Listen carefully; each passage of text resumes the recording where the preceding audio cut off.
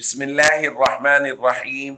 عن أبي هريرة رضي الله تعالى عنه قال قال رسول الله صلى الله تعالى عليه وسلم من كان له شعر فليكرمه.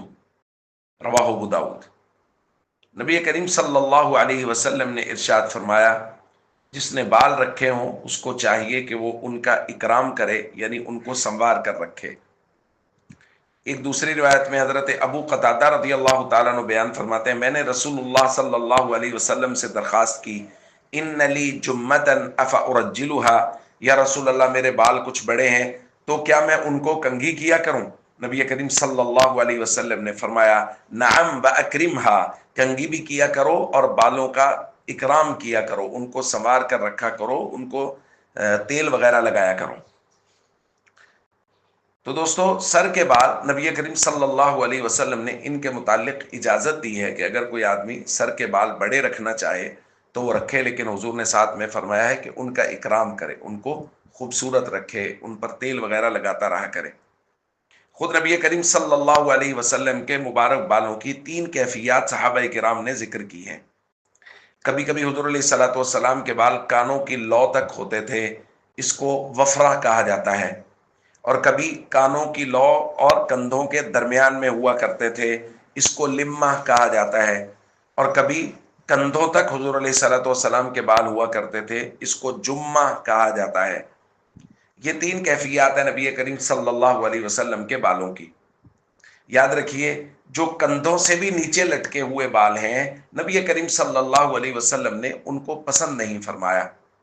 اگر کوئی آدمی کندھوں سے نیچے کافی لٹکے ہوئے بال رکھے ہوئے ہے اور یہ کہتا ہے یہ میں نے سنت سمجھ کے رکھے ہیں، تو یاد رکھیے یہ گناہگار ہوگا، چونکہ سنت کندھوں تک بال رکھنا ہے، اس سے نیچے بال لے جانا یہ فیشن تو ہو سکتا ہے، یہ سنت نہیں ہے۔ ایک صحابی ہیں، ان کا نام ہے خریم رضی اللہ تعالیٰ عنہ۔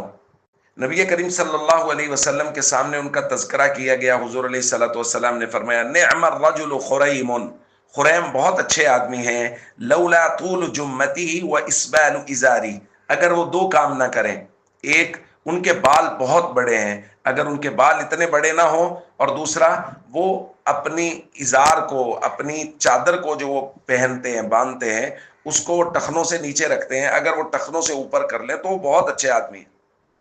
حضرت خریم صحابی رسول، سبحان اللہ، ان کو جب یہ بات پہنچی تو انہوں نے فوراً کینچی لی اور اپنے بالوں کو کانوں کی لو تک کاٹا، اور صحابہ کہتے ہیں اس کے بعد ہمیشہ نصف ساق تک، یعنی آدھی پنڈلی تک حضرت خریم رضی اللہ تعالیٰ عنہ اپنے باندھنے والی چادر کو اوپر رکھا کرتے تھے۔ تو اس سے ہمیں یہ معلوم ہوا کہ کندھوں سے نیچے جو بال ہیں اگر وہ بہت بڑے ہیں تو نبی کریم صلی اللہ علیہ وسلم نے اس کو پسند نہیں فرمایا۔ اس لیے اگر کسی کے بال ہیں، سر پہ اس نے بال رکھے ہوئے ہیں، تو وہ ان کا اکرام کرے، ان کا خیال کرے، لیکن بہت زیادہ بڑے بال رکھنا یہ نبی کریم صلی اللہ علیہ وسلم کو پسند نہیں ہے۔ السلام علیکم ورحمۃ اللہ وبرکاتہ۔